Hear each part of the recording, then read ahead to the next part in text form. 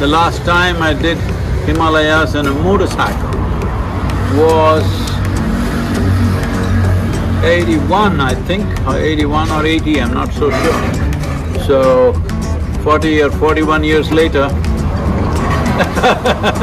I'm back on the motorcycle in Himalayas. And well, at that time, motorcycle was weak, a 250cc Czechoslovakian bike.